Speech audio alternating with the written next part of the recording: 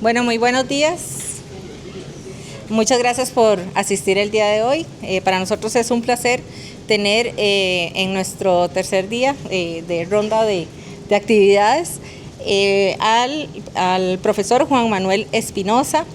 Él es director del área académica de diseño de producto de la Facultad de Artes y Diseño de la Universidad Jorge Tadeo Lozano en Bogotá. Candidato a doctor en Ciencias Ambientales y Sostenibilidad. Es magíster en Gestión Ambiental, especialista en Gerencia de Diseño y es diseñador industrial, así como técnico en orfebrería.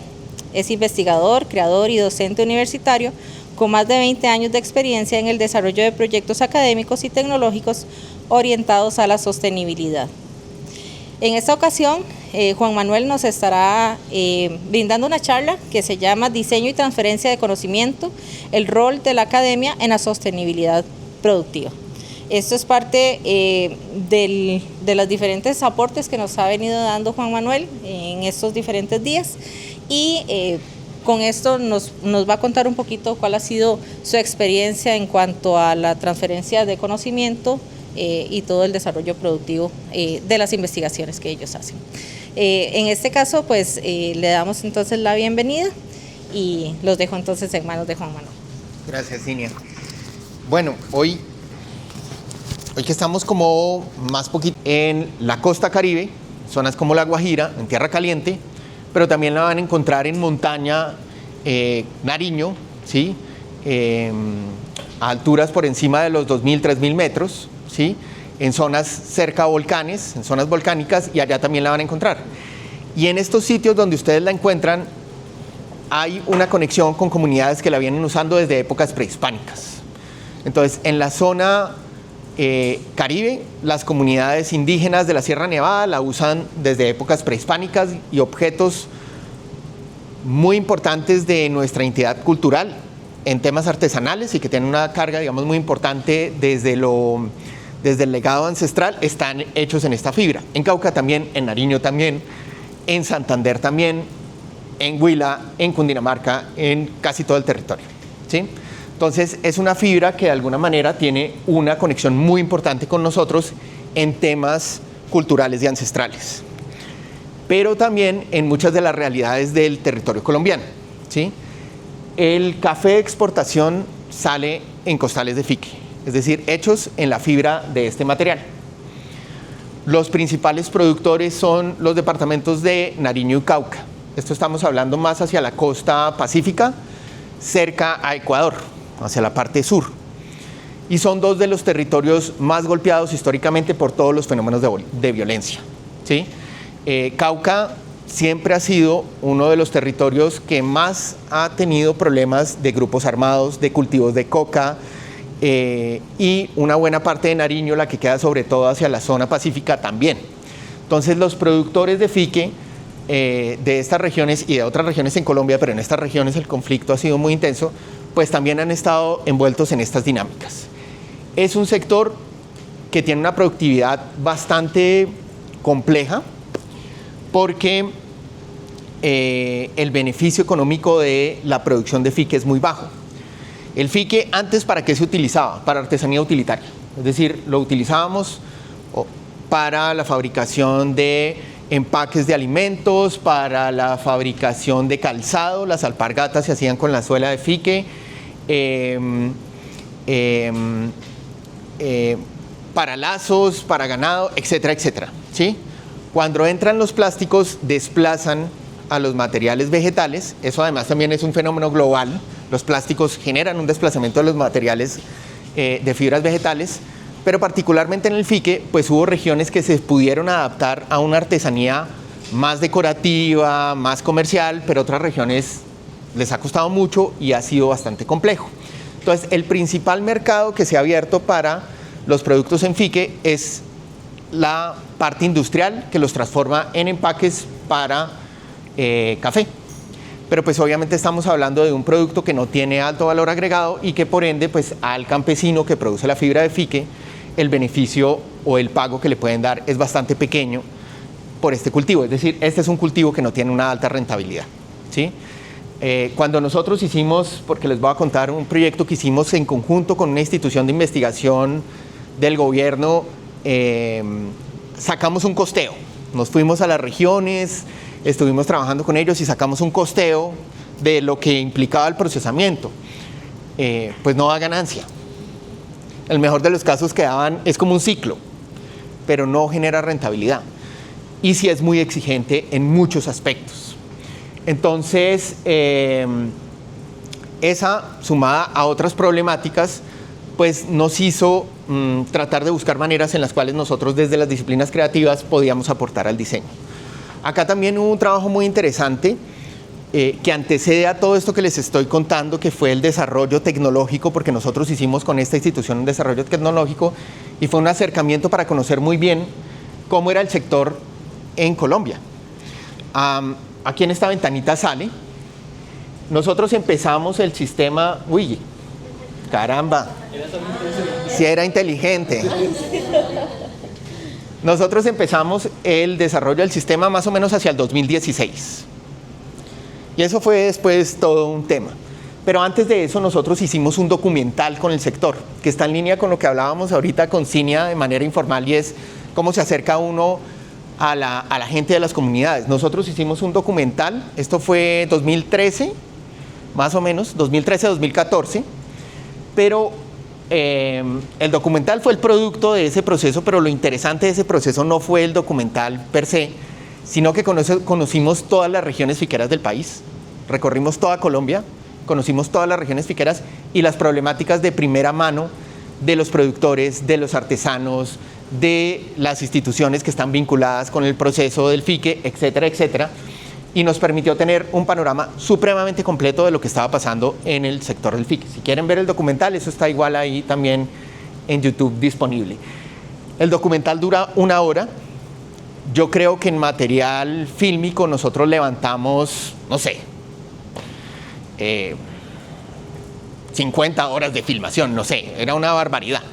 Nos metimos a Cauca, Nariño, Huila, Cundinamarca, Guajira, Antioquia, todas las regiones que tienen algo de fique.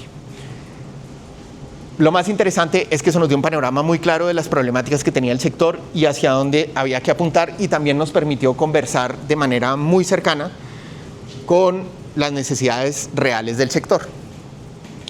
Agrosavia es una institución de investigación científica básica. Ellos trabajan temas agrícolas, son estatal, y lo que hicimos fue que nos pusimos de acuerdo y abordamos una de las problemáticas más complejas que tiene el sector y que la tiene desde hace mucho rato. ¿Cuál es esa problemática? El fique tiene 5% de fibra, ¿sí? 5% de fibra. Es decir, yo tomo una de estas hojas y 5% es fibra, si me va bien. Porque además esto, si es fibra larga, me la pagan bien. Si es fibra corta, no me la pagan o me la pagan mucho más mal, ¿sí? Entonces, en realidad es como un 4%, la máquina se queda un 1%, bueno. Pero cualquier cultivo donde del 100% yo pueda extraer solo el 5%, a menos que me lo paguen muy bien, pues eso no es negocio. Entonces, parte del enfoque que nosotros veníamos trabajando con Agrosavia es que los jugos y el bagazo, los otros componentes de la planta, y creo que este es el primer acercamiento, en esa época no se hablaba de economía circular como concepto, pero esto fue economía circular, porque nosotros lo que tratamos de buscar fue un aprovechamiento integral, y ese era un discurso que no echábamos nosotros, lo echaba la cadena cuando nosotros llegamos a trabajar con ellos. Ellos ya hablaban de aprovechamiento, de la búsqueda del aprovechamiento integral, ¿sí? ¿Qué hacemos con el jugo? ¿Qué hacemos con el bagazo? ¿Cómo aprovechamos los otros componentes? La sola fibra no da, ¿sí? Entonces, eso nos permitió empezar a pensar en un proceso de desarrollo tecnológico, ¿sí? Les voy a soltar el video y luego les voy complementando con lo que dice. Yo no sé si ahí tiene el sonido activado. No. Ahí va musiquita. Entonces,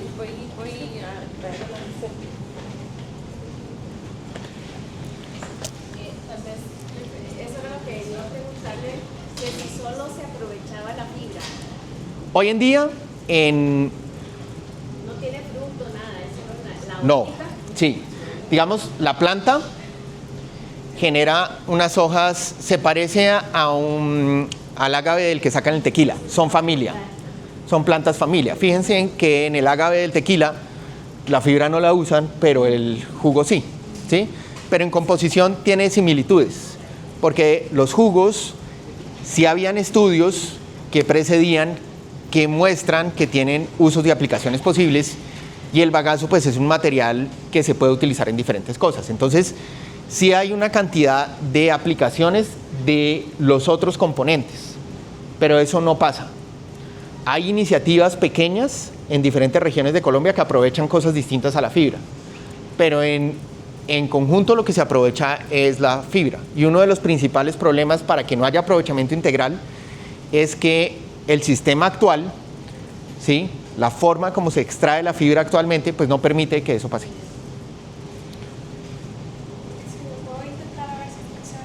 Sí, claro.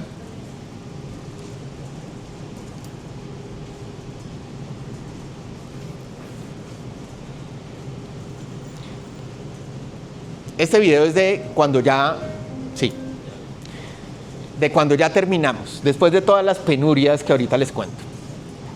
Entonces al final.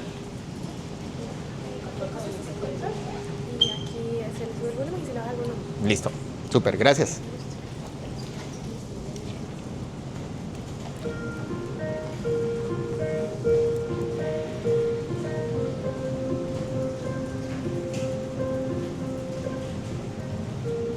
El mejoramiento tecnológico en el sector agrícola es un reto nacional y el sector del fique no es ajeno a esta necesidad.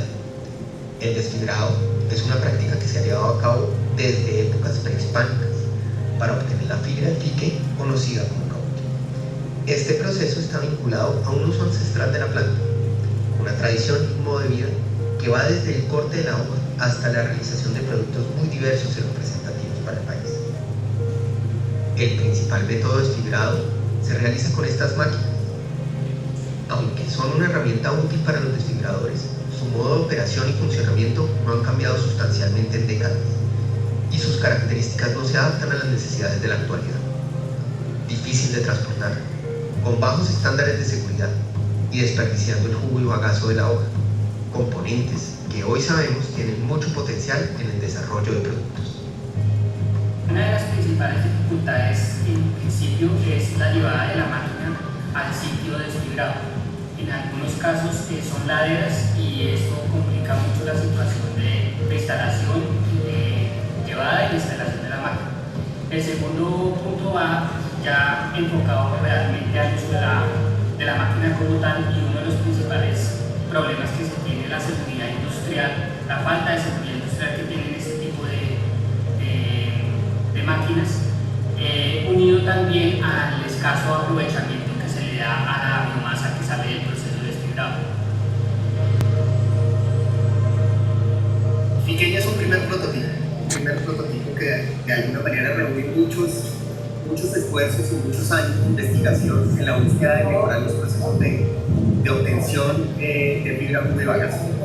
En el corto plazo vamos a lograr demostrar que es posible hacer un aprovechamiento integral de los subproductos del fique a través de un proceso mucho más amigable con los productores, mucho más amigable con el ambiente. Pero nosotros esperamos que a mediano y largo plazo esto pueda ir cambiando la cara del sector hacia un sector más tecnificado, más organizado y más empoderado en términos de las cosas que se pueden hacer con la planta de fique.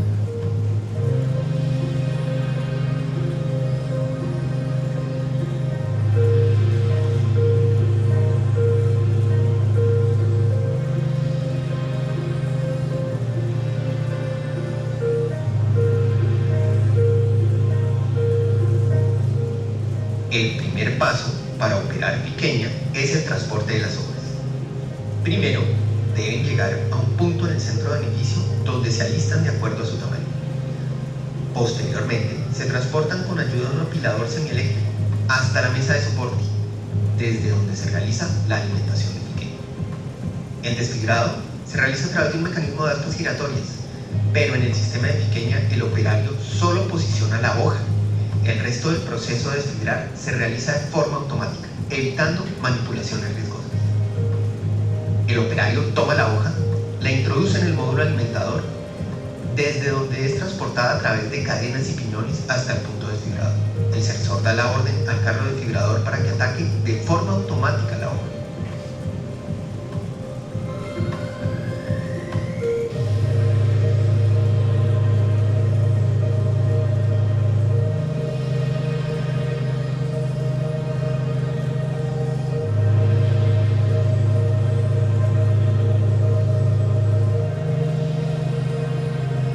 Una de las funciones importantes de Fiqueña es la posibilidad de separar jugo y bagazo para su aprovechamiento en diferentes tipos de productos. Una vez estos componentes caen en la tolva central, el sistema los conduce a un conjunto de masas giratorias que exprimen el bagazo separando el jugo para posteriormente enviarlo a través de bombas a sistemas de almacenamiento. Con esto podemos garantizar el posterior aprovechamiento de los jugos. El bagazo también queda disponible para diferentes tipos de aplicaciones.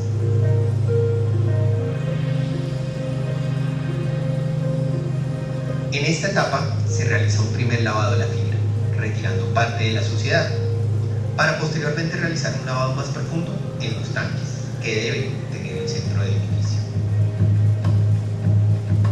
El filtro autolimpiante permite recircular el agua dentro del sistema, a fin de reutilizarla y disminuir con ello el consumo de agua, fortaleciendo el uso sostenible de los recursos y el compromiso de Fiqueña con el medio ambiente. Fiqueña busca fortalecer el enfoque de economía circular en el sector fiquero, con un énfasis social y ambiental, que empodera a los productores, fortalezca los centros de beneficio y mejore el aprovechamiento integral de la planta. Este proyecto fue desarrollado de manera conjunta por la Corporación Colombiana de Investigación Agropecuaria Agrosagro y la Universidad Jorge Tadeo Lozano.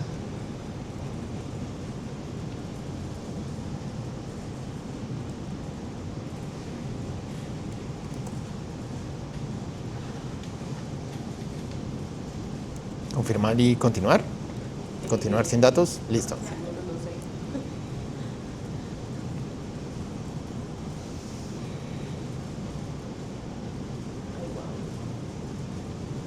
Bueno.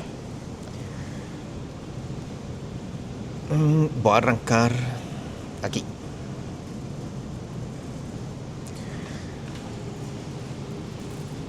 Les voy a contar un poquito del proceso, ¿sí? Y luego de todo lo que sucedió en el marco del desarrollo del sistema, ya de la implementación de la tecnología. Cuando se hizo este video, yo estaba mechudo y todo, y joven, pues esas eran como los objetivos que teníamos. Hoy los voy a actualizar en qué pasó y qué es lo que ha sucedido alrededor del desarrollo de esta tecnología, y un poco la intención de esta conversación es también reflexionar de todas las dificultades y todos los retos que implica los temas de transferencia tecnológica, y que Fiqueña, creo que escogí el ejemplo más difícil dentro de proyectos en los que yo he estado de transferencia tecnológica, porque permite conversar alrededor de muchas cosas que son bien complejas en los temas en los cuales la academia junto con otras instituciones tratamos de resolver problemáticas de orden tecnológico en el campo colombiano. Lo primero es que la necesidad es muy latente y esto hay que hacerlo. Los proyectos de transferencia tecnológica y de mejoramiento tecnológico en nuestros países tenemos que hacerlo. Una de las primeras discusiones que teníamos en el desarrollo de Fiqueña era si se traían máquinas, por ejemplo, chinas o de otras latitudes para solventar las problemáticas. Estas discusiones, que yo les resumo, esto fue muy largo, porque nosotros nos sentábamos con todos los actores del sistema, incluyendo sector empresarial. Y ellos pues eran más propensos a traer la maquinaria, sencillamente traer la maquinaria, instalarla y poner, digamos, procesos industriales de sistemas con plantas similares que, por ejemplo, se utilizan en plantaciones en África para fibras que se parecen muchísimo a la planta de Fique. Al sector industrial de empaques no le interesan los jugos, ni le interesa el bagazo. Entonces, ese también era un tema bien complejo, porque para ellos eso no era prioridad. Para nosotros siempre ha sido prioridad que se pueda hacer un aprovechamiento integral, para ellos no lo era. Y ellos también han venido haciendo sus desarrollos tecnológicos por su cuenta, entonces era muy simpático porque éramos todos haciendo máquinas con diferentes prioridades, pero que estábamos simultáneamente buscando resolver el mismo problema, ¿sí? Fue muy difícil buscar sinergias, porque los intereses no siempre eran los mismos. Entonces nosotros no logramos, sobre todo con sector industria en ese momento, ponernos de acuerdo y trabajar en conjunto, sino que ellos fueron desarrollando un sistema desfibrado y nosotros íbamos desarrollando el nuestro. Otro de los temas que fue bien interesante es que finalmente sí trajeron algunas máquinas para probarlas y efectivamente no funcionaron. El sistema que se utiliza actualmente, que es el manual que mostraba ahí en el video, tiene muchas problemáticas además de las productivas. ¿Por qué no se puede utilizar para aprovechar integralmente la hoja? Primero porque esto se sube a los predios. Entonces, en el predio yo puedo extraer la fibra. Esta es una máquina portátil, la que existe actualmente, pero de portátil no tiene nada. También hicimos una experiencia muy interesante con estudiantes, yo me los llevo a las regiones y yo les echaba este cuento y les decía, pues vamos a ver qué tan portátil es, y los ponía a cargar a ellos, la máquina portátil, y a subirla a la zona de desfibrado. No andaron ni, no sé, 30 metros y ya estaban muertos, ¿sí? Los campesinos suben esto a las zonas montañosas de Colombia, muchas veces en regiones en que no hay carreteras, suben en burro y al hombro todos los componentes del desfibrado. Montan el sistema de desfibrado en estas lomas y pues el jugo y el bagazo caen al piso. Si tú quieres hacer productos, porque ya sabemos que por ejemplo con el jugo se puede hacer fungicidas, no tienes ninguna condición que permita, en términos de lo que debería llevarse como protocolo de sanidad, utilizar ese jugo.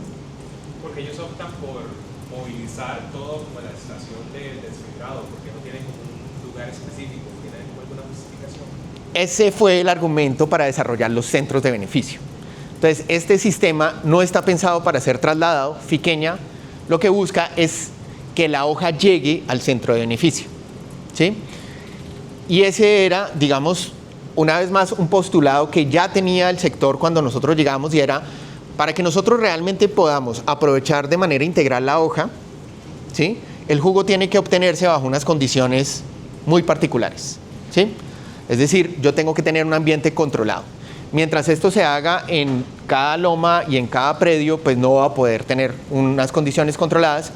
Hay que centralizar el proceso, y nosotros lo que hicimos fue una planificación donde asumíamos el montaje del centro de beneficio con unas condiciones de transformación de los tres componentes de la fibra, el jugo y el bagazo, donde se le podía hacer a todos un procesamiento, ¿sí?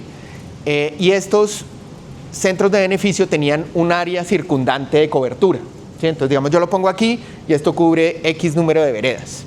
Entonces, y eso en el papel sonaba muy bien, pero ahorita les cuento todo lo que no salió tan bien, porque es mucho más complejo que eso.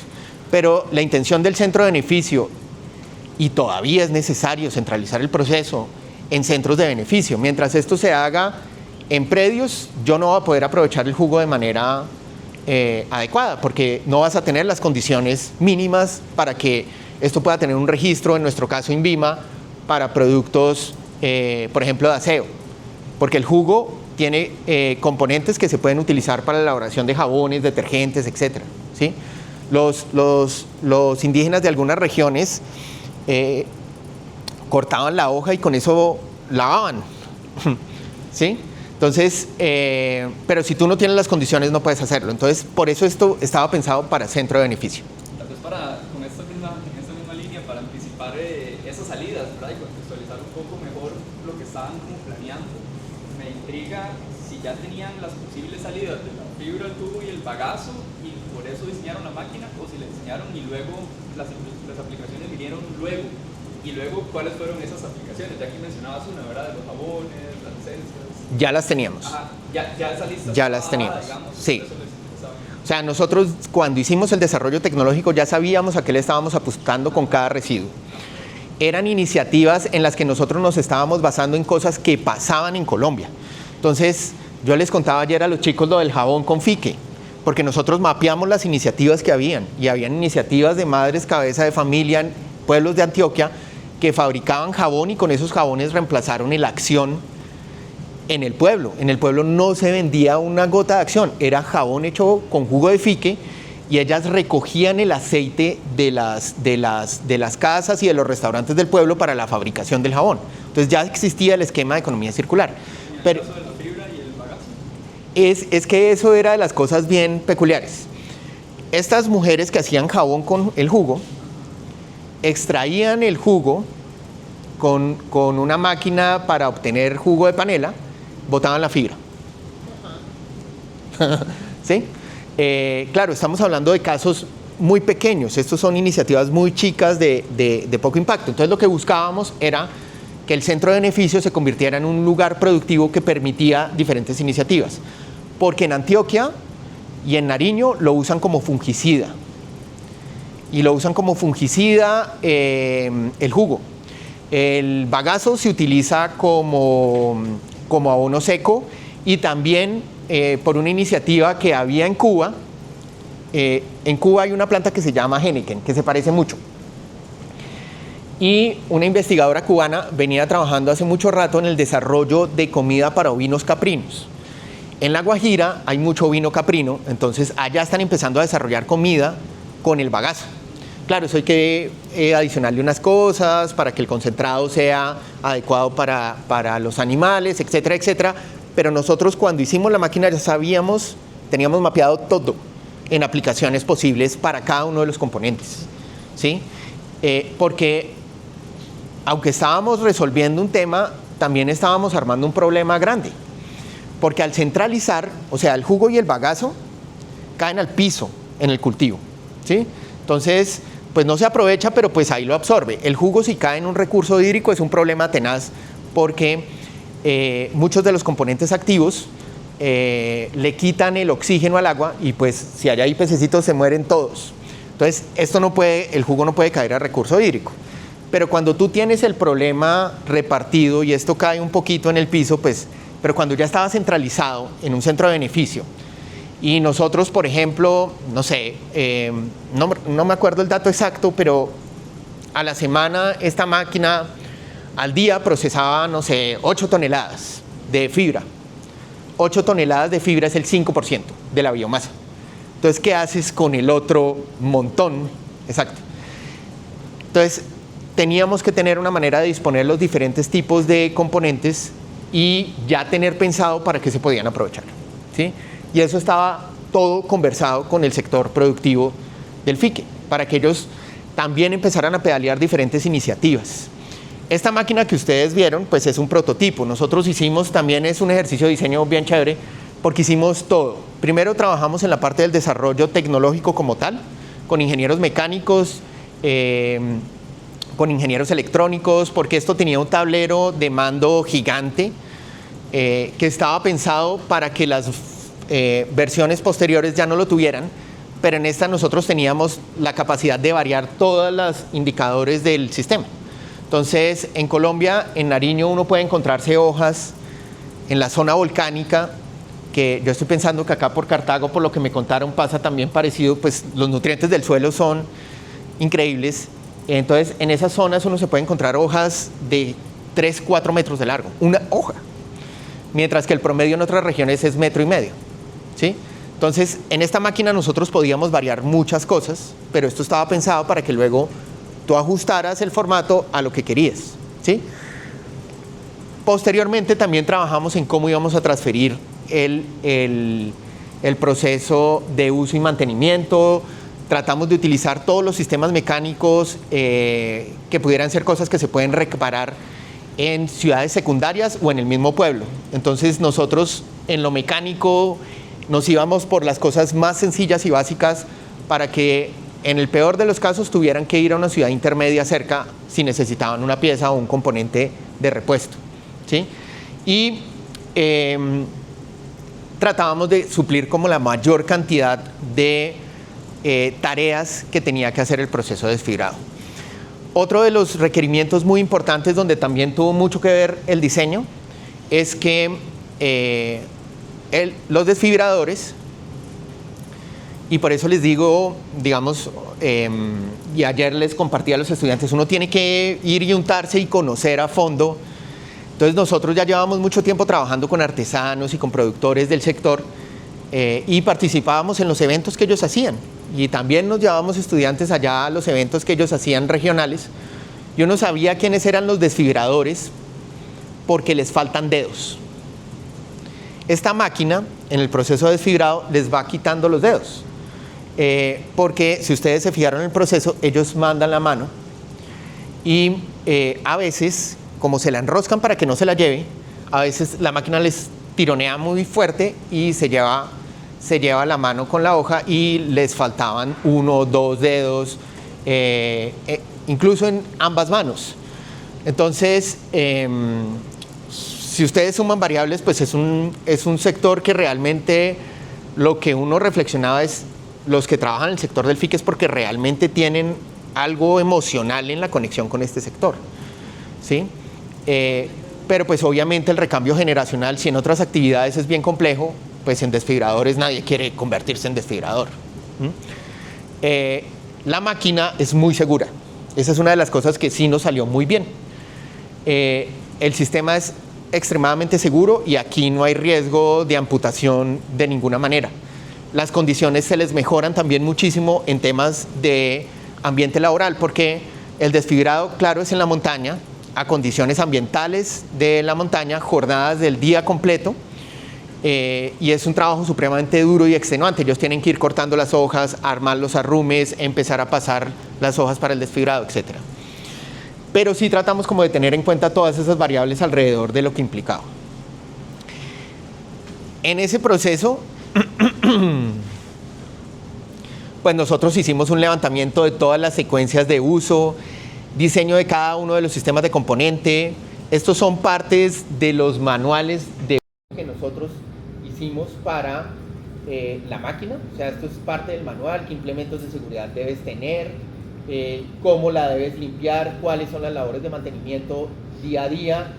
Le hicimos todo, componente por componente. Esto iba por los sistemas de lavado de la fibra, por los sistemas de separación y obtención de la separación, por el diseño de cada una de las piezas y componentes, cuáles eran los sistemas de seguridad y de emergencia.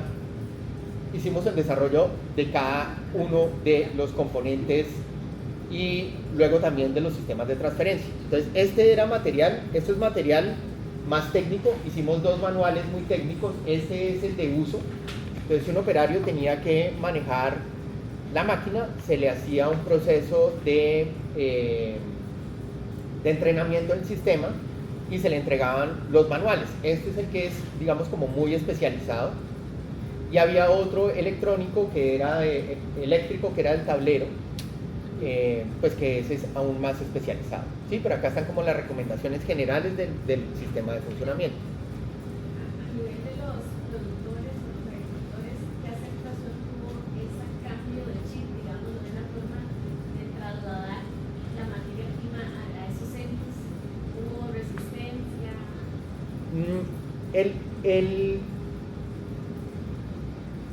El principal problema se presentó no en tanto en la resistencia de ellos de llevar las hojas, sino en lograr que el centro de beneficio tuviera apropiación de la comunidad. Y ese fue uno de los principales problemas. O sea, el que ellos llevaran la hoja era algo que no era una barrera. Claro, ellos finalmente cuando obtienen la fibra, ¿sí? Pues tenían que igual bajar la fibra y tenían que subir la máquina. Entonces acá, en lugar de hacer esos pasos, bajan la hoja. El problema, que era una de esas cosas que no pudimos resolver, esta era más como una cartilla de difusión donde contábamos qué era Fiqueña y qué era lo que hacía Fiqueña, ¿sí? Nosotros pues teníamos versiones digitales e impresas. Entonces fíjense que acá estaba planeado lo que se hacía en el centro de beneficio, ¿sí? Llegaban las hojas, había una clasificación de ellas, luego se hacía el proceso. Para un lado iba el jugo, ¿sí? Almacenamientos y áreas de proceso de transformación de jugo. Para otro lado se iba la fibra. La máquina hace un proceso de prelavado de la fibra hay que lavarla. pero lo chévere del sistema de prelavado era que se recirculaba el agua. Y luego sí se hacía un lavado en tanques, luego de pasar a una zona de secado donde se cuelga y luego pues ya a pesar de embalaje y a la industria. Y el bagazo pues tenía un proceso de secado y también un área de transformación. Aquí están los productos principales que nosotros habíamos mapeado que se podían utilizar. La fibra es el 5, el bagazo, la estopa es una fibra corta que queda pegada en el proceso de desfibrado y el jugo es el 70%. Entonces nosotros habíamos planeado que se implementaran, porque eran iniciativas que ya sabíamos que estaban pasando así fueran pequeñas, alimento para ovinos caprinos, también cuyes, porque los cuyes son estos como ratoncitos pequeños. Los cuyes. Sí, eso. Sí, que es muy común en Nariño y que son ricos. Entonces, nosotros habíamos hasta determinado que en zonas como Nariño podría servir para cuyes y en zonas como La Guajira, donde lo que hay es cabras, pues podría servir para ovinos caprinos. Abonos, medio de cultivo, con la fibra corta habíamos pensado en aplicaciones no tejidas como esponjas para lavado, papeles, empaques y acá está lo de jabones, detergentes, biofertilizantes, biofungicidas. Funciona porque en Antioquia hay iniciativas que están desarrollando estos productos y los funcionan muy bien, y limpiadores y desengrasantes. Algunas de estas cosas incluso eran con espejo en investigaciones en otros países, porque en Cuba hacen limpiadores y desengrasantes con los jugos. Entonces, una de las investigadoras de Agrosavia ya había trabajado el tema muchos años antes, y investigadores en la misma institución pues tenían como esto dentro del abanico de posibles productos. Nosotros hicimos el levantamiento completo de todas las posibles aplicaciones y atacábamos como las principales problemáticas que tenía todo el tema del cultivo, y buscábamos pues que hubiera también, que siempre fue parte de la meta y que ayer también lo hablábamos, que es una de esas cosas bien potentes que podemos hacer en la academia, y es que nos podemos dar el lujo de tener metas altruistas en los procesos de investigación, y pues siempre tuvimos esto dentro de la línea. Este sistema le sacamos patente, pero la patente no tenía ninguna intención comercial, la tecnología quedaba libre. La patente era por producto académico, pero también para que se tuviera control de la transferencia de la tecnología. No queríamos que si un productor quería su versión de Fiqueña la fuera a hacer pirata, sino que se le fuera haciendo un proceso de transferencia para que lo pudiera hacer. Pero la tecnología nunca se ha cobrado ni ha tenido la intención de cobrarse.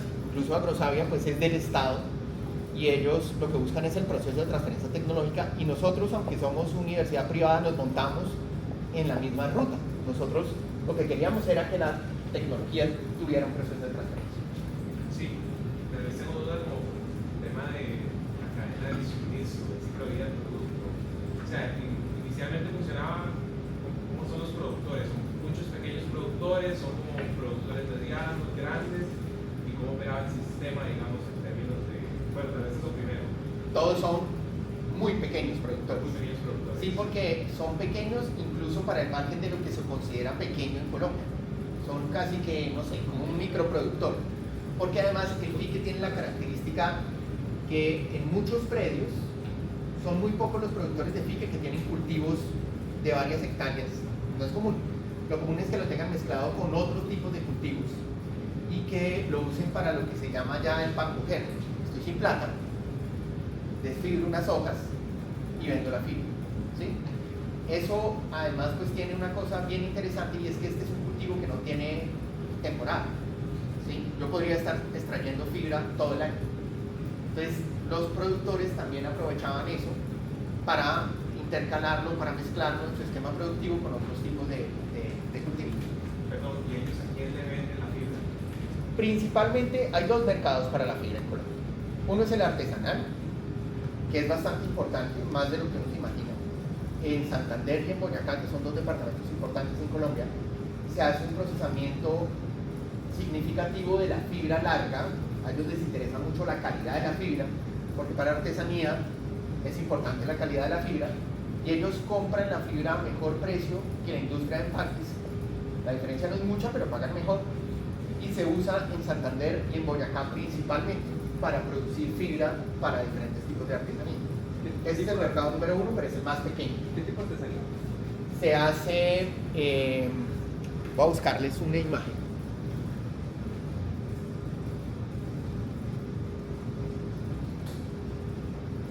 Cuando, digamos, cuando ellos tienen que estar renovando la plantación, ¿cuánto se dura desde que se siembra hasta que ya es productiva la planta?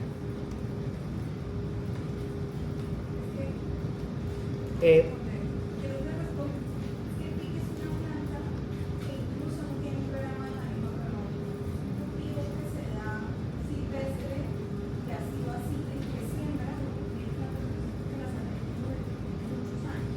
Y la planta por sí sola bota la semilla. Y ella va cayendo al lado de la otra planta, entonces en lo que muere la mamá, por decirlo así, los hijos van naciendo. Entonces es realmente poco lo que se hace.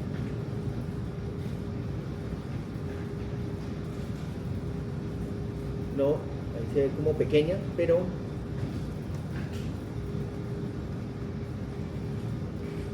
sea, mucha variedad. sí, eso es un poco lo que iba a decir. Esta, por ejemplo, es una artesanía muy icónica de pique. La verdad que sin querer, fantástico. Es muy convencional, es una técnica de rollo en la que ellos cogen otra fibra vegetal y la enrollan con el pique. Esto se hace sobre todo en una región de Boyacá, y una muy buena parte de la producción de este tipo de artesanía, en el que hacen centros de mesa, contenedores, hacen unos jarrones enormes, y eso se va a exportación incluso. La otra es en Santander, donde por ejemplo es muy común que hagan tapetes y mezclas con mobiliario. Es una artesanía más contemporánea, ¿sí? Es decir, ellos no tienen, digamos, como una línea tan tradicional como las que sí usan las comunidades indígenas, individuales, bueno, hacen de todo, realmente depende de la región, los productos varían muchísimo. Pero también los indígenas lo utilizan mucho, y comunidades, por ejemplo, como las de Cauca, hacen todavía sus mochilas de uso personal en pique, o sea, todavía tienen artesanía utilitaria y no la venden, no la comercializan, solo para usarla ellos. Sí, con este tema entonces, a lo que veo con estos centros de procesamiento, se crea la necesidad de alguna manera de agrupar a los pequeños productores, ¿verdad? Porque supongo que ahorita pues, cada productor también tiene su máquina, hace el procesamiento, pero entonces ahora con estos centros, ¿cómo es el modelo que ustedes proponen? En el sentido de generar como modelos asociativos como cooperativas, o que haya un procesador que les coge un filtro de procesar la planta, ¿cómo pensaron? Mire, yo me imagino que, porque ya me he dado cuenta que hay muchas cosas que compartimos en diferentes problemáticas, la asociatividad en Colombia es muy difícil. Los pequeños productores, y estamos hablando realmente de muy pequeños productores, son muy difíciles de asociar, pero las instituciones que estamos como trabajando con ellos siempre estamos tratando de buscar que se asocien, porque es que incluso para la negociación de los precios de la fibra, si ellos no están asociados, la tienen perdida con el sector industrial, ¿sí? Porque entonces este productor dice, no, yo no le vendo la fibra más barata, pero este dijo que sí. Ahí ya perdieron todos. Y a ellos les cuesta mucho el proceso asociativo. La intención siempre ha sido que estas tecnologías inviten al fortalecimiento asociativo. Y esa también es una meta institucional, porque nosotros en eso pues también tratamos de alinearnos mucho con metas que tenía los Avia como institución gubernamental. Entonces para ellos el proceso asociativo es importante, pero también en términos competitivos, si no se asocian, es muy difícil. Yo les contaba en la presentación del primer día que BMW usa fibras vegetales muy parecidas al pique, pero muy parecidas en industria automotriz. Ya en los carros de calle tienen paneles de materiales compuestos con fibras vegetales, ¿sí? Colombia, en la producción del pique, hizo intentos de exportación de fibra, pero la calidad de la fibra no es homogénea. Entonces eso se murió. Si no hay un proceso de asociatividad que fortalezca los requerimientos con que el sector produce, nunca vas a poder tener capacidades de exportación en la fibra. Entonces nosotros lo que hicimos fue tratar de alinear esas necesidades en conexión con el desarrollo económico, ¿sí? Y todas las intenciones de todos los proyectos en los que yo he estado metido en temas de desarrollo tecnológico, creo que este fue en el que más vueltas le dimos a todo para que no hubiera una sola variable que no estaba cubierta, ¿sí?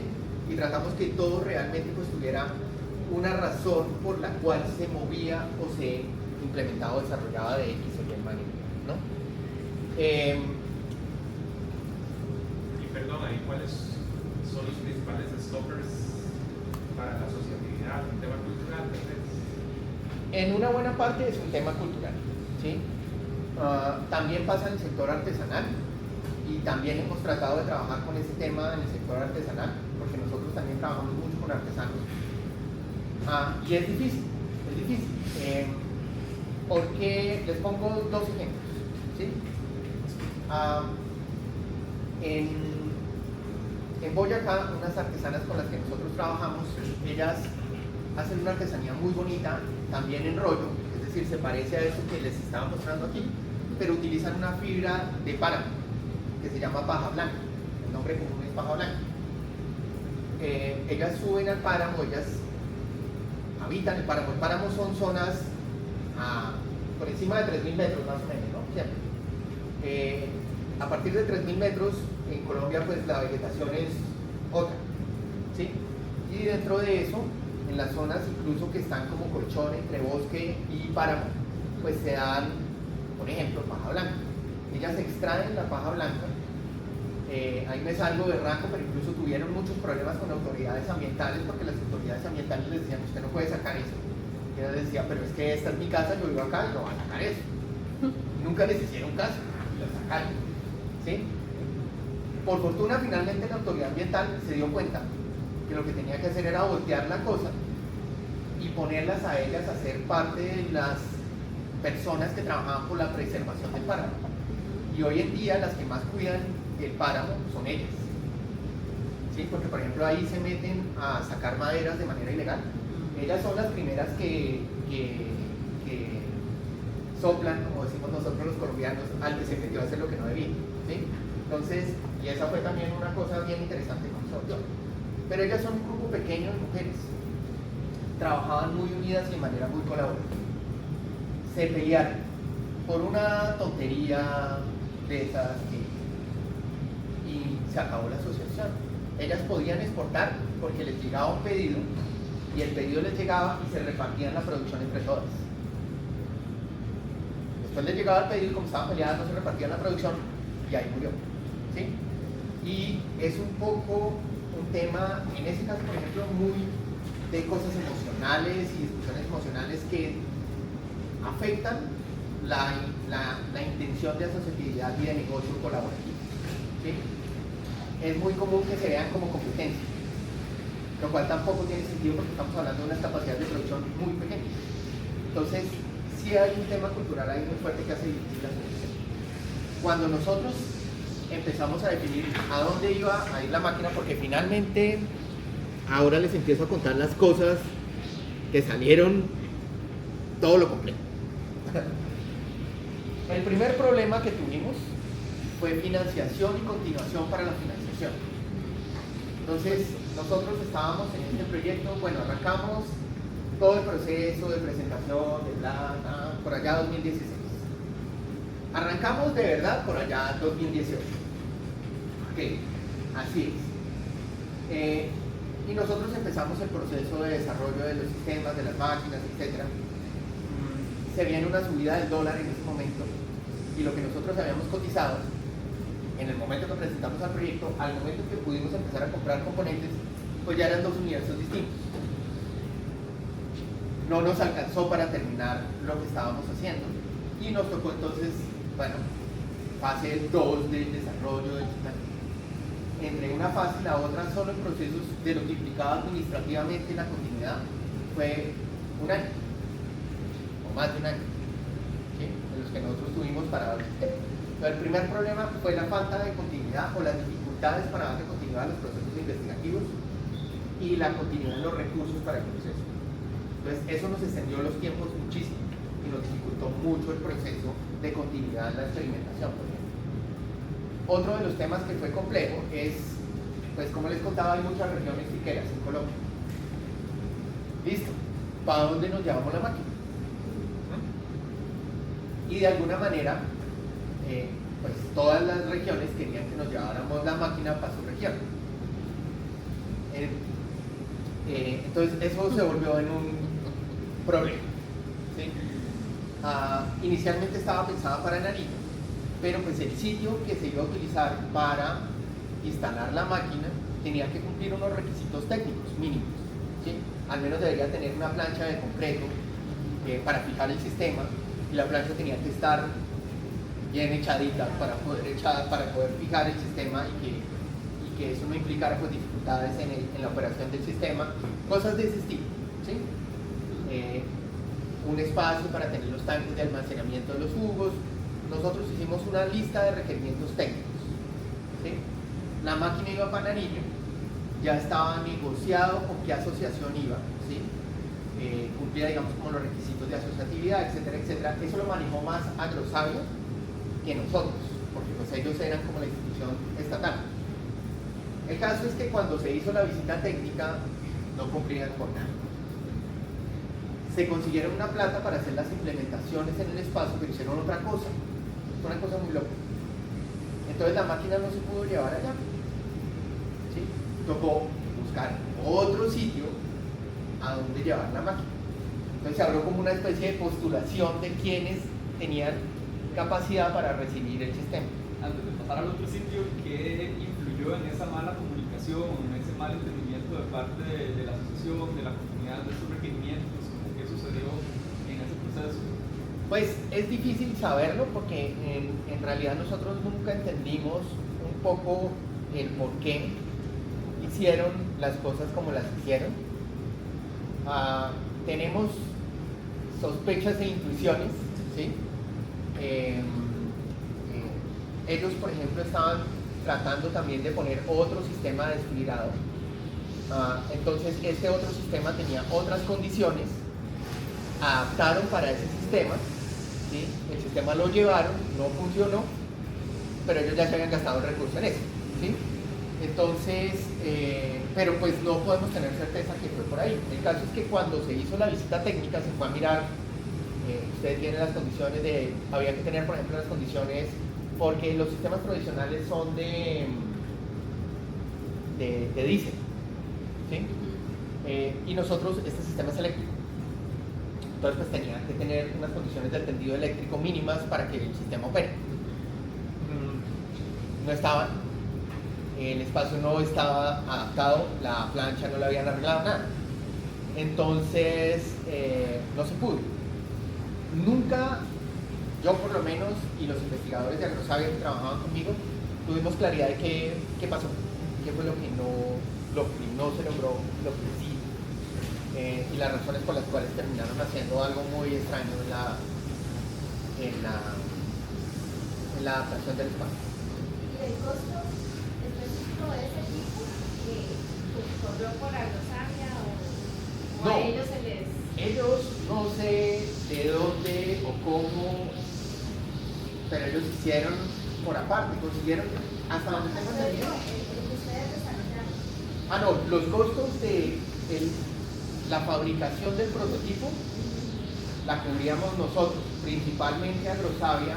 Nosotros poníamos más especie, que es lo que podemos hacer en las universidades, y los costos de materiales los ponía Agrosavia, ¿sí?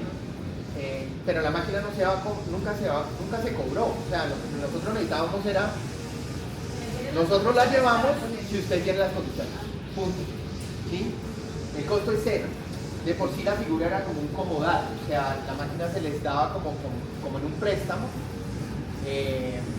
pero pues ahí no había ninguna transferencia, ni transacción, ni nada. pero sí tenían que cumplir unos requisitos, primero asociativos, o sea, el lote, por ejemplo, no podía ser de una persona, sino de la asociación, porque no se le podía entregar a una persona, sino a un grupo productivo. Tenía que cumplir los requerimientos técnicos, tenía que tener un área de cobertura de productores ligeros, bueno, tenía un conjunto de requisitos que tenía que...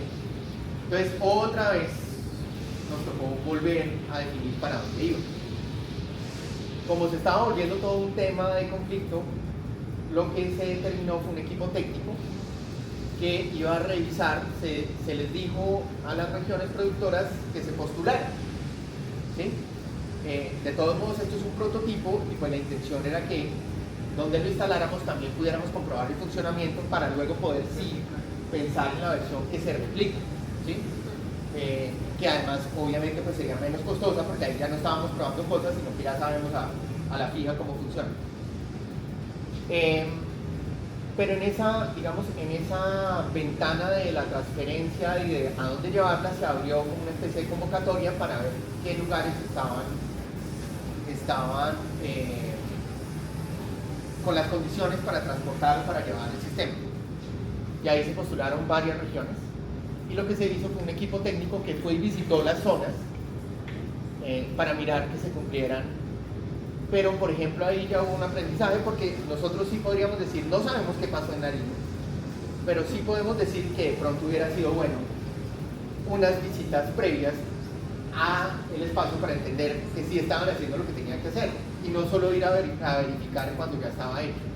Entonces, acá se hizo como el proceso distinto, se fue, ellos sacaron una matriz de evaluación para calificar los diferentes sitios y dónde se tendría mayor impacto del tratado de la máquina. No, incluso pienso que ustedes tienen un abordaje muy interdisciplinario, también si es necesario en este tipo de procesos contar con personas de antropología, sociología, que faciliten el proceso de mediación con la comunidad, porque son procesos muy complejos, ¿verdad? Sin duda. Y media mucho desde la confianza que puedan tener esas comunidades con la academia, ¿verdad? Por ejemplo, sus experiencias previas, los procesos de comunicación, de coordinación con las entes estatales, ¿verdad? Ellos mismos como asociación, cómo se entienden, si están bien unificadas o no, y eso es como otro ámbito, ¿verdad? Que se necesita. No sé si han tenido esa experiencia o si a propósito de esto lo ven necesario. Digamos, viéndolo en retrospectiva, yo sí creo que nos faltó eso, porque éramos un equipo muy técnico. Sí. Pues nosotros en la Tadeo teníamos una experiencia muy fuerte en trabajo con comunidades y con artesanos, porque como desde el 2012 lo venimos haciendo, y tenemos unas dinámicas en las que sabemos trabajar, pero siempre con un propósito distinto en términos muy de lo disciplinario. Y Agrosavia es más técnico que nosotros, entonces ellos tenían unos equipos muy científicos. Sí pusieron personas que tenían más ese corte, pero muchas de las, digamos, también en la intención de tratar de ser lo más imparcial posible en la calificación era muy técnica, ¿sí? Era realmente una calificación más técnica que de otras variables. Sin duda, esa es una de esas cosas que ahorita pues también parte de la intención es esas cosas de las que uno aprende, claro. Pero se abrió esa convocatoria y se hizo como un formato tratando de que fuera lo más transparente y objetivo posible la selección del nuevo sitio.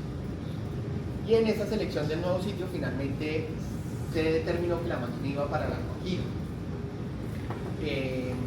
Y en La Guajira pues estaban cumpliendo como con todos los requisitos, había además en ese momento como un liderazgo bien interesante de alguien de la comunidad que jalaba muchísimo, entonces él estaba llevando otros tipos de sistemas de desfibrado y eso para nosotros era muy interesante, como nosotros no teníamos, digamos, la preocupación de ninguna competencia comercial. El tener al lado otra desfibradora que funciona desde otro principio nos servía muchísimo para comparar. Nosotros pudimos ver, por ejemplo, que el sistema de separación nuestro funciona muy bien, separa muy bien los dos componentes. Creo que es el mejor sistema de separación que hay para jugo y bagazo. En desfibrado se obtiene muy buena calidad de fibra, pero somos más lentos desfibrando que otros sistemas. Claro, porque como nosotros le metimos tantas variables de seguridad, no somos tan veloces como otros procesos de desfibrado. Pero la máquina funciona bastante bien, tiene, digamos, unas buenas capacidades de producción y sí logra la separación de los tres componentes y sí logra que sean aprovechables los tres. El bagazo salía también muy bien exprimido, digamos, de los residuos de jugo. Entonces eso, por ejemplo, para las aplicaciones de alimentos, pues era bien interesante, los componentes se obtenían muy bien desde esa parte. Siempre nuestra intención estuvo que este era un prototipo y que esto había que ser una versión posterior en la que ya tuviera unos ajustes, y una de las cosas que habría que aumentar es la velocidad del proceso de desfibrado, ¿sí? Pero parte de lo que queríamos en esa planta piloto era poner en prueba todo, y también dentro de esa prueba piloto pues empezar a mirar la siguiente versión que ya pudiera tener ajustados los parámetros productivos.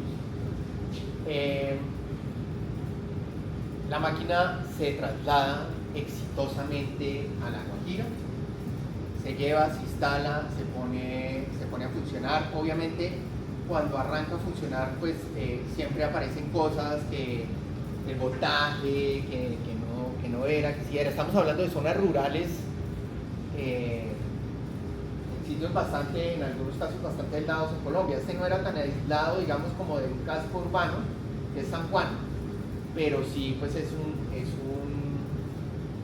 no hay vías pavimentadas ni siquiera en el pueblo. Entonces, y allá se instaló la máquina y se logró hacer el centro de beneficio. La última, digamos, como fase de acercamiento al proceso de desfibrado y al sistema de desfibrado, pues fue cuando nosotros fuimos a hacer ya la inauguración de la instalación de la máquina. Este video que les mostraba fue, no sé, unos 4 meses antes de que, unos 6 meses antes de que eso pasara. La máquina, durante todo el tiempo que nosotros estuvimos en la fabricación y en las pruebas, hicimos muchísimas pruebas en Bogotá. Se colocó en una de las instalaciones de investigación de Agrosavia y allá le metimos hojas y desfibramos muchísimo, si me estoy extendiendo mucho. El caso es que finalmente, cuando ya la pudimos trasladar, ¿sí? Y la acomodamos y la pusimos a funcionar, pues venía ya la fase de empezar a probarla en campo y de empezar también nosotros teníamos el objetivo, siguiente meta de lo que nosotros queríamos trabajar tenía que ver más con el desarrollo de productos asociados a los componentes. Entonces ahí es que queríamos trabajar con los jugos, con el bagazo, etcétera, etcétera, etcétera. La máquina se instala, la dejamos, no me acuerdo, eso fue como un noviembre, diciembre, no, noviembre. La dejamos instalada, la dejamos funcionando, queda bajo el comodato de la comunidad, es decir, la comunidad es la que la tiene que poner a funcionar y moverla, y mover el centro de beneficio. Esto estaba a la cabeza de un líder de la zona que se movía muchísimo, incluso en ese momento él era el presidente de la cadena de FIQUE. En Colombia había como una conformación de cadena, de FENALFIQUE, perdón, de la federación, y él estaba presidiendo la federación. Entonces pues todo pintaba muy bien. Una semana después de que nosotros la dejamos instalada, a él lo matan. A él lo matan y esto se va al piso todo. Se va al piso todo porque... ¿Cómo? Las razones que están asociadas al proyecto. No supimos por qué lo mataron. Nos llegaron los chismes, digamos. Él estaba gestionando recursos para poner a andar las iniciativas. Entonces aplicaba convocatorias, gestionaba recursos. Entonces lo que a mí me llegó es que pues en la zona, en esa zona, a mí me llegaron 2 versiones. En esa zona, hacia la Sierra Nevada, hay cultivos ilícitos. En esa versión, pues a los actores no les está interesando mucho que el FIQUE gane fuerza como unidad productiva, porque pues pierden control de la región. Entonces, que fue por ahí. La otra versión, me llegaron 3 versiones. La otra versión, que era por estos recursos que ellos movían, que le quisieron como robar, y entonces que fue por eso. y la otra, pues que él andaba en amoríos con alguien, pero traducción de eso, pues nunca se supo, no se supo. El caso es que cuando él muere, sí, él era el que jalaba la asociación, él era el que movía todo lo que estaba pasando allá, y todo el proceso se para, se detiene, se suspende. Y la máquina queda allá, montada, instalada, junto con los otros sistemas que él había llevado para los procesos de comparación. Las iniciativas de aprovechamiento que estaban asociadas a los cubos también se detienen. Y pues al sol de hoy eso se está tratando de retomar, pero ahí quedó. Ahí quedó.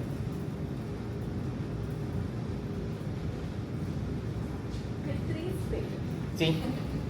No, pues imagínense nosotros cómo nos sentimos, porque estamos hablando de, no sé, eso fue en 2020, yo creo. Estamos hablando de, ya llevamos 8 o 10 años de investigación y de desarrollo del proyecto. Por fin teníamos la máquina instalada. Nosotros tuvimos que hablar con alcaldes, gobernadores, ministerios, con todo el mundo para alinear a todos los astros y que esto se pudiera hacer. Y cuando finalmente la logramos instalar, pues pasa esto.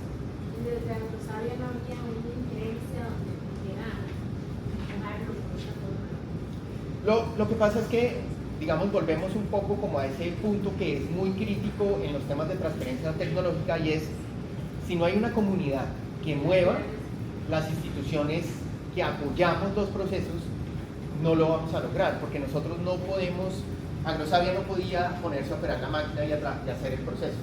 Entonces llega un momento en el que ya siempre estuvo pensado para empoderar a la comunidad en el uso del sistema y que nosotros empezáramos a tomar distancia. Cuando no hay como cabeza sobre eso, pues bueno.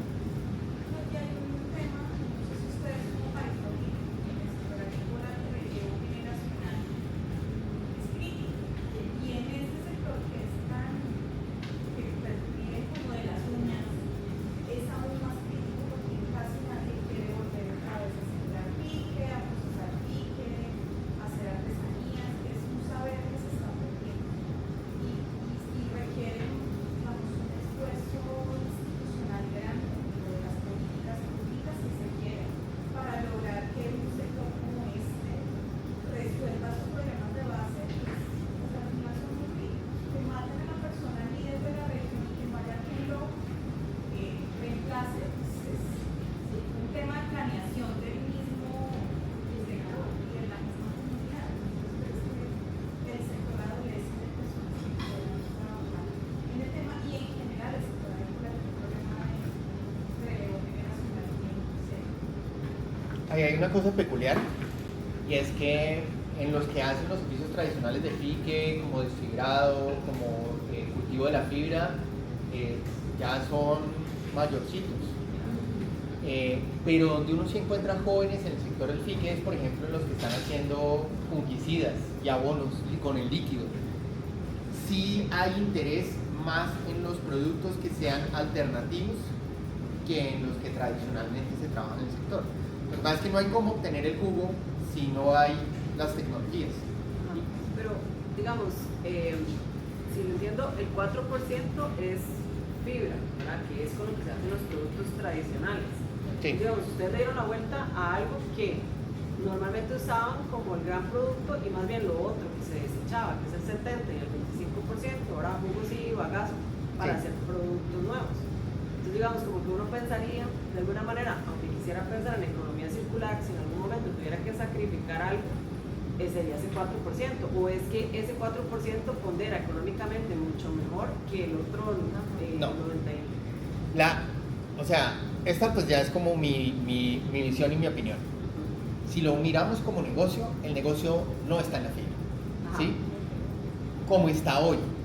Tal vez bajo un esquema productivo distinto, o si esto fueran cultivos de mayor extensión, pero como existe hoy, el negocio no va a estar en la fibra.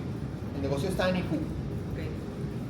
El negocio está en el jugo. O sea, en el 25%. Ajá. Okay. ¿Qué es lo que pasa? Primero, que es un terreno que todavía no está desarrollado. O sea, que esto se convierta en productos y que estos productos tengan un mercado y una penetración de mercado todavía es algo que está en proceso, ¿sí? Excepto nichos muy pequeños en los cuales producciones muy artesanales como las mujeres que les contaban en Antioquia pues han encontrado un mercado, pero esto todavía no se ha abierto un mercado significativo, ¿sí? En parte porque no hay manera de obtener el jugo, porque no existe la manera de exprimir la hoja y obtener el jugo de manera eficiente. Entonces, por ejemplo, en Antioquia están haciendo otro líder del sector que siempre ha sido muy importante, que incluso trabajó en la industria y todo.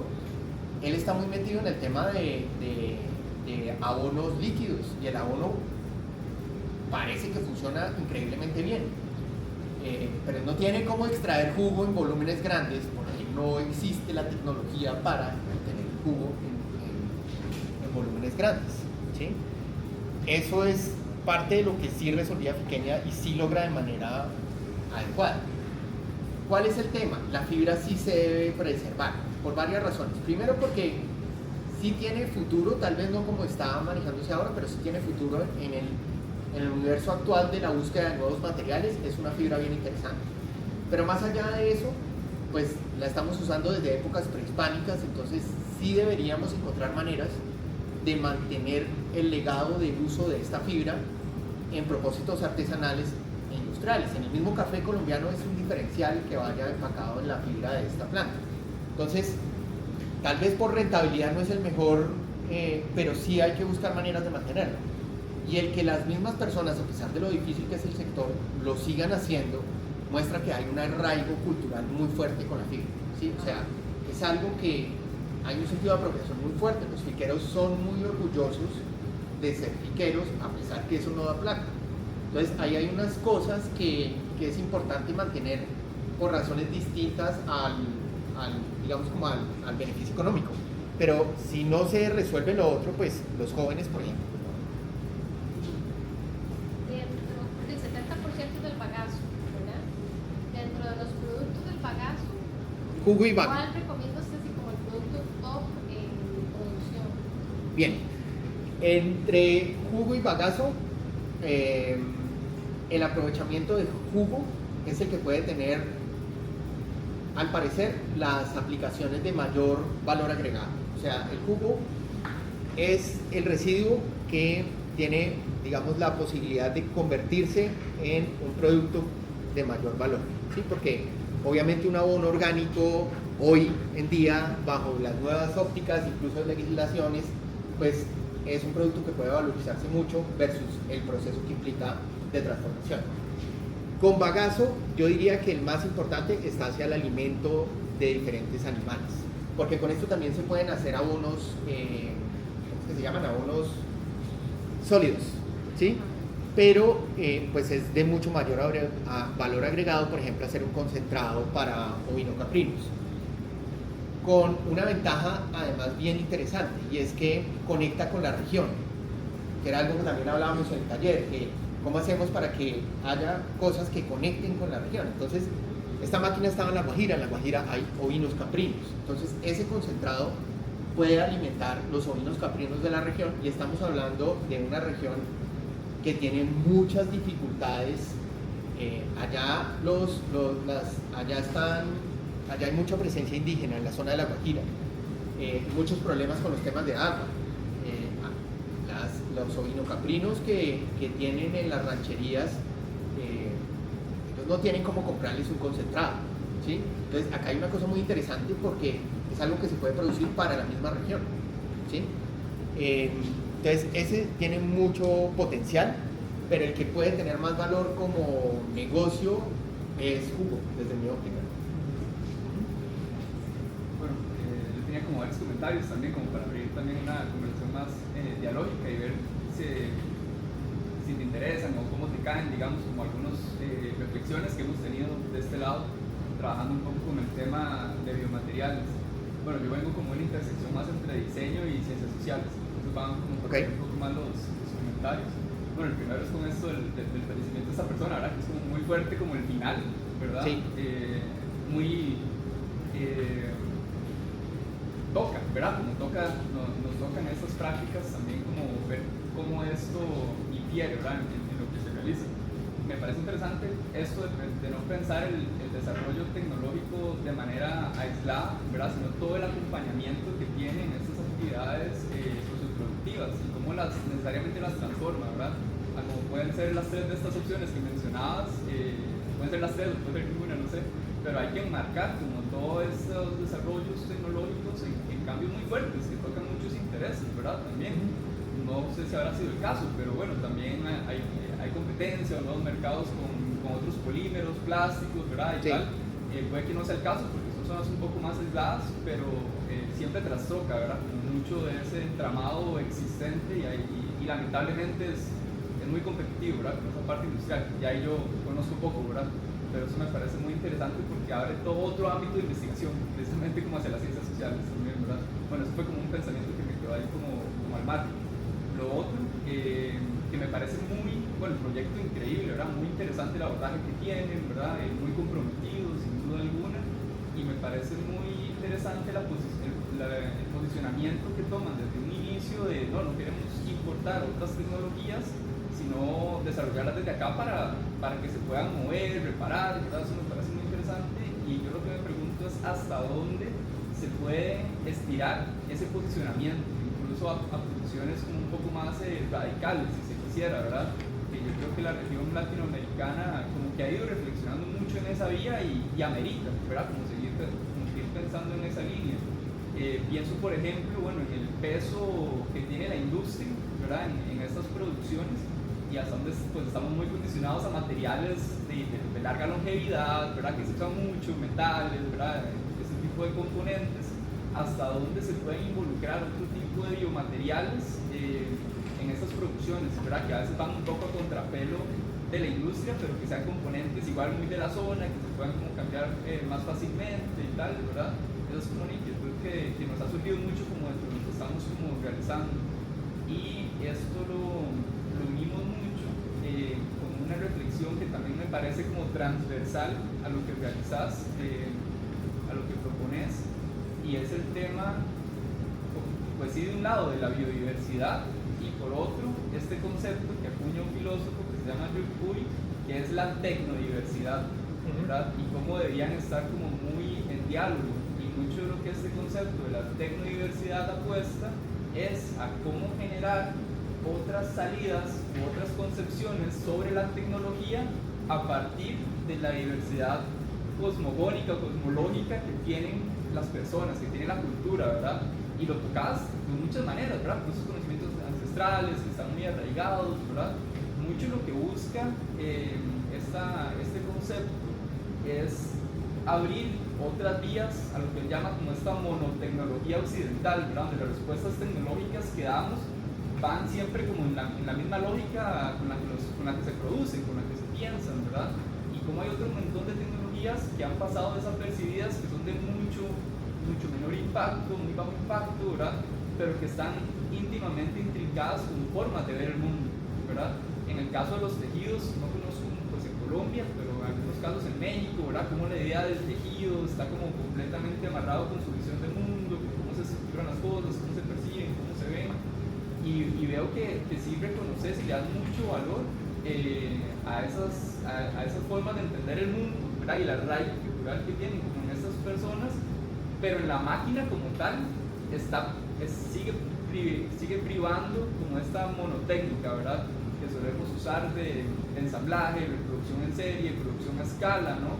Y eso es un reto enorme en realidad para el diseño industrial, es un reto gigante en el que uno ya se queda corto de respuestas, ¿verdad? También creo que eso es un desafío enorme que tiene la región, y ustedes van en esa línea, ¿verdad? Entonces me interesa mucho reflexionar con vos las posibilidades que ves un poco sobre eso, ¿verdad?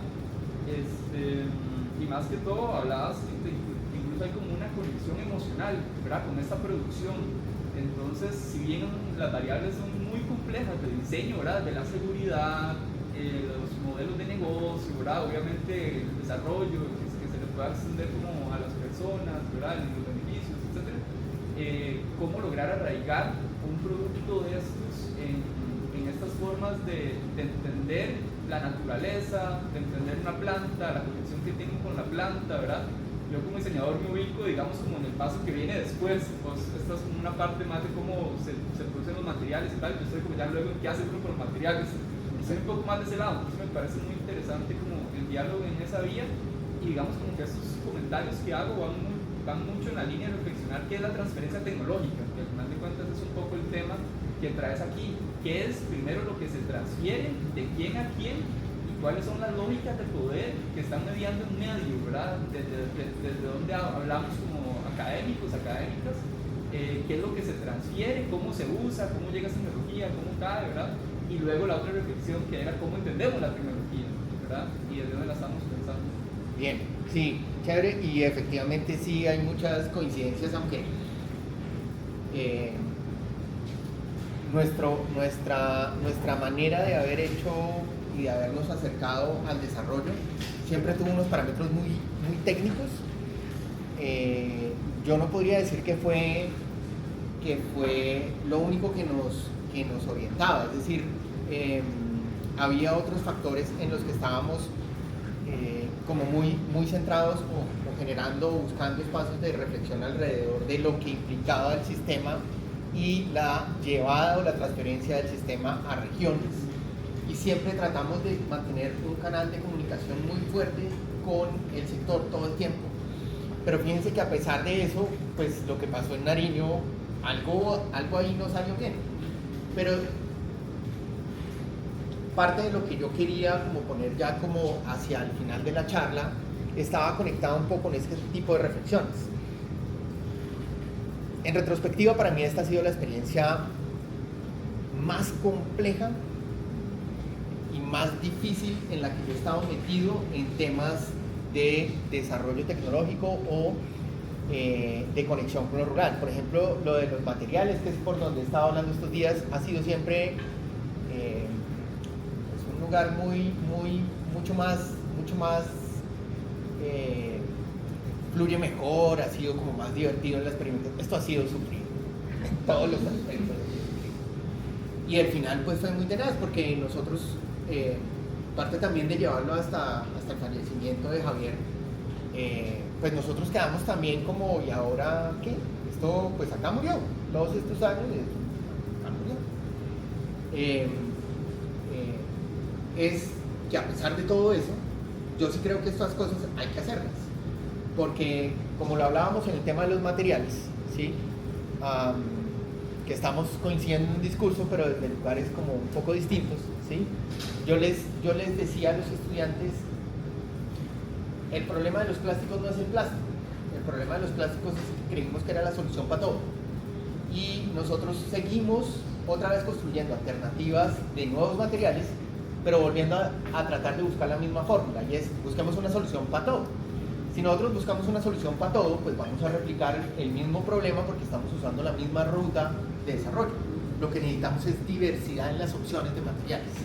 Y lo que sería un mundo muy interesante es donde pudiéramos tener muchas opciones de desarrollo de nuevos materiales, que además van a ser mucho más manejables porque ya vamos a hablar de unas escalas de producción del material distintas, pero donde también vamos a poder tener aprovechamiento de diferentes procesos y peculiaridades. En el caso de los biomateriales y en el caso de las fibras, en Colombia tienen unas peculiaridades muy particulares y tenemos unos potenciales muy particulares, por ejemplo en fique, pero además en otro tipo de materiales vegetales, y ustedes aquí otros y en otras regiones otros. Entonces es bien interesante la posibilidad de que surjan estos procesos de manera simultánea y que no busquen ser una única solución, pero a veces uno se encuentra con el mismo pensamiento de que estamos buscando un biopolímero que reemplace a todos los polímeros. Sí, claramente. Al final no es tanto el material, sino las inteligencias materiales, de cómo logramos desarrollar inteligencias materiales para que respondan contextualmente, ¿no? Creo exactamente. Y en términos de economía circular o de temas de sostenibilidad, pues si yo les presentaba el tema de maíz, ¿sí?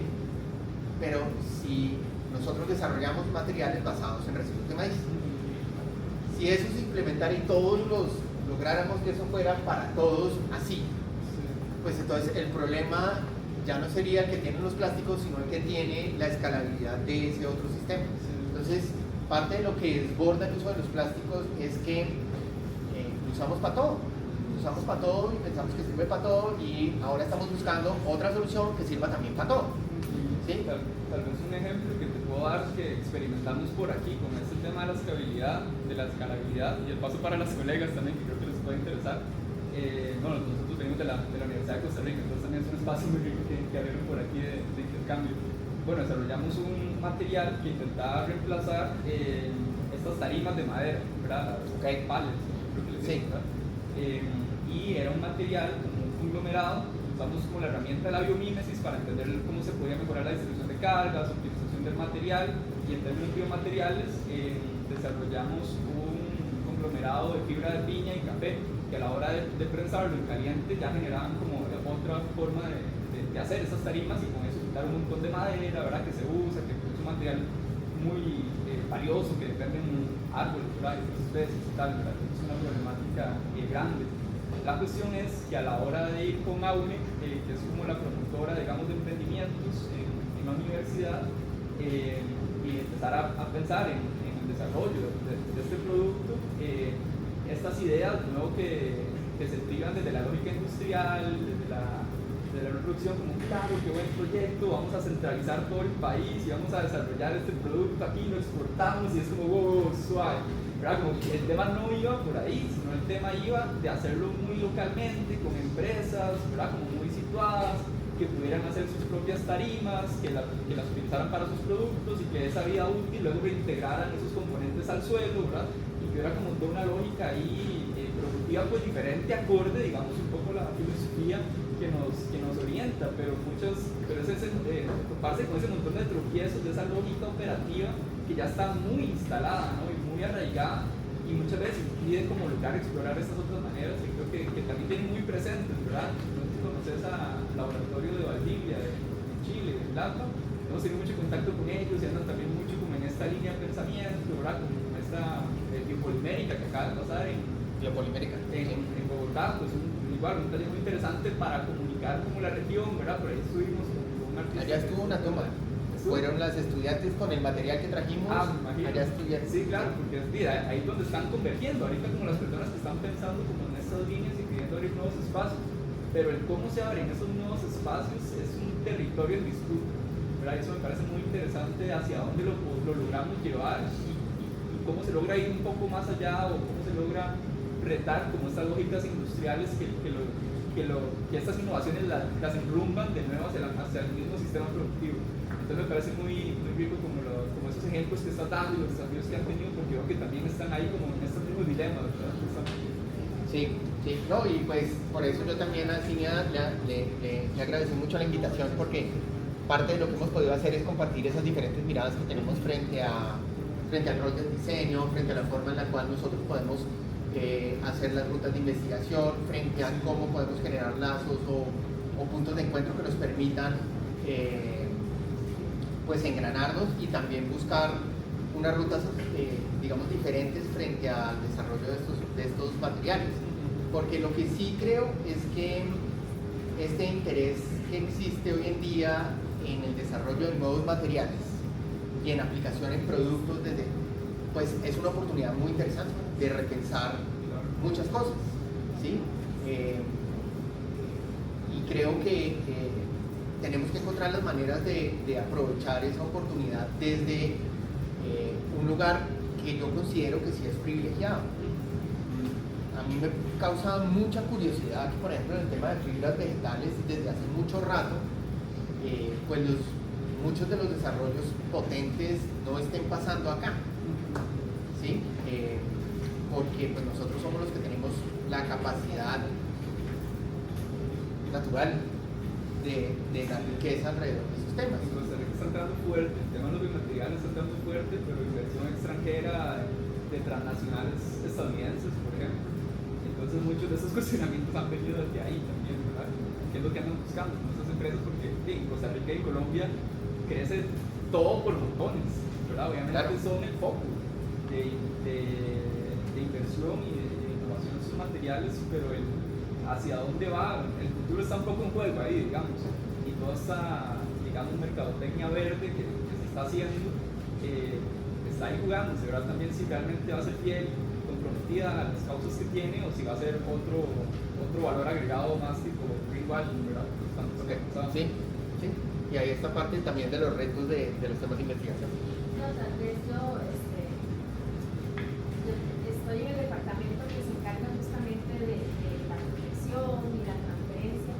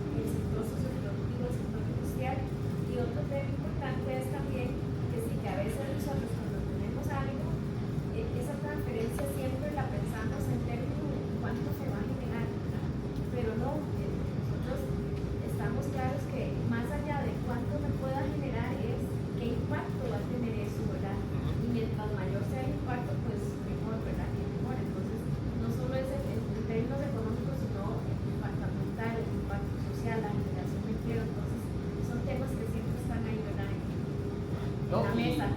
y que pues, desde la academia pues, nos podemos dar esas libertades de pensarlo un poquito desde lugares donde no necesariamente tenemos que estar pensando en cuánto va a generar esto o si es rentable como negocio para la institución o bla bla, sino que puede tener otras líneas donde el propósito está en cómo beneficio a una comunidad o cómo ataco una problemática ambiental o cómo hago ambas cosas.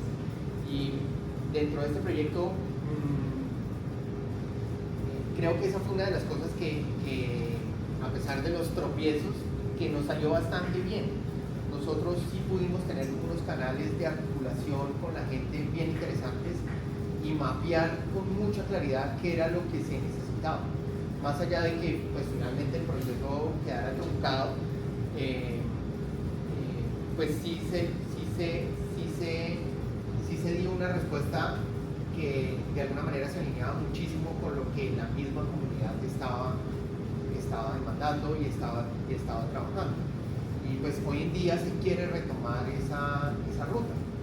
Entonces, pues eso es bien interesante en términos de cómo el proceso si uno se articula bien con los que están metidos en el asunto y no trata, digamos, como de generar las respuestas sin estar metido de cabeza con la gente a la que busca beneficiar o con la que quiere trabajar o el sector con el que quiere trabajar, pues no va a salir bien, Y eso fue parte de lo que nosotros también miramos en antecedentes, porque ya había unas iniciativas que se habían hecho años antes alrededor de temas de desarrollo tecnológico.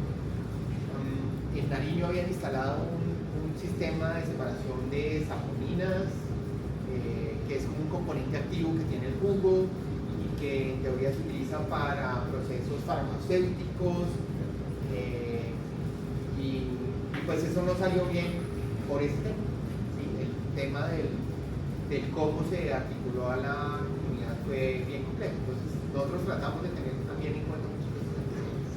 Y ya para cerrar, pues parte por lo menos del mensaje que yo tengo desde la experiencia, me fui al caso más complicado que he vivido, y es que igual estas son cosas que hay que hacer, que es importante hacer, que son rutas que hay que trabajar.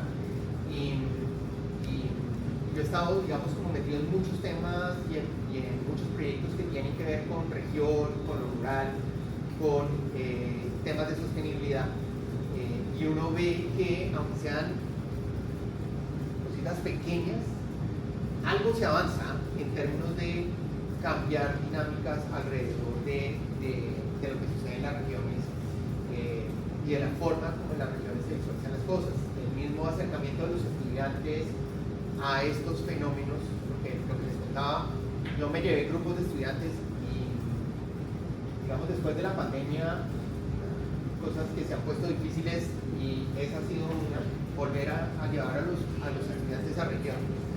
Pero yo los llevé a todas las regiones finqueras, y nosotros también trabajamos con artesanos en las islas de San Andrés, de allá me llevé estudiantes, porque el solo hecho de que los acerquemos a esas realidades rurales, que los saquemos un poquito de esa burbujita en la que ellos viven, pues les abre un panorama bien distinto de lo que puede hacer el diseño por un país como Colombia o como Costa Rica, cuando tú vas y lo ves y lo vives desde ese lugar. Y es que en el salón uno les puede echar todo el carretazo, pero no es lo mismo que si tú estás allá parado y ves a lo que se enfrenta un productor, por ejemplo, de fique en su cotidianidad y en su vida. Nosotros nos llevamos y ellos comían lo que se comía en el campo, y nosotros lo que contratábamos era que la gente productora le contratábamos era la comida de ellos. Y eso era lo que los chinos, pues lo que había para comer era eso y punto. ¿Sí? Entonces, a menos que tuvieras una alergia o alguna cosa, pues eso es lo que hay, pues ya. Y nos hospedábamos también, en muchos casos tratábamos de quedarnos en las mismas fincas, lo más cercano que pudiéramos estar a que ellos entiendan por un ratico, ¿sí? Lo que implica esas labores, claro. Y pues particularmente, por ejemplo, en los productos artesanales, pues tú te encuentras, no sé, nosotros tenemos una feria muy importante que se llama Artesanías. Entonces, ahí te encuentras el producto guay, artesanal, pero uno no se imagina lo que hay detrás de ese producto.